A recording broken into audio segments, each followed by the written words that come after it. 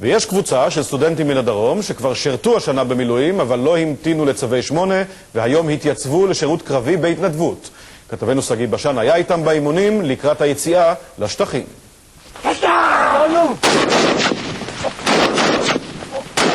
בבית של רוני לא יודעים שהוא במילואים.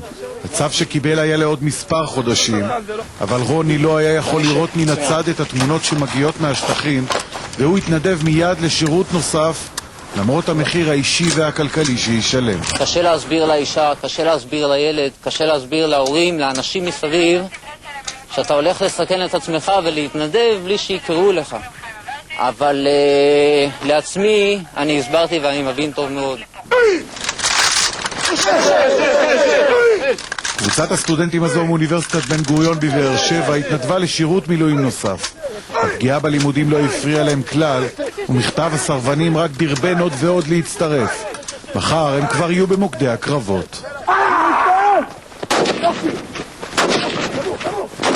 הרגשתי שאולי היחידה שלי לא צריכה אותי עכשיו, אז אני אעזור ליחידה אחרת, אני אעזור לחיילים הסדירים שמשרתים ולא יוצאים הביתה 50 יום.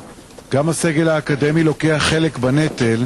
רון אבני לקח דוגמה מהסטודנטים שלו שהתנדבו. גם אני בגילי 51 יכול עדיין לתרום בכושר טוב ולהצטרף לחבר'ה האלה, הסטודנטים של אוניברסיטת בן גוריון. חבר'ה נהדרים התגלו פה. יש אנשים שמוכנים להתנדב, חלקם כבר ברשימות. צריך לתאם עם הצבא מתי הגיוס הבא יצא לפועל. הגיוס הבא יצא לפועל רק אחרי שבצה"ל ימצאו פתרון לבעיה החדשה, עומס רב של מתנדבים הרוצים לשרת במילואים. קדימה, קדימה, קדימה, יש! קדימה! סחל! המורעלים, וזה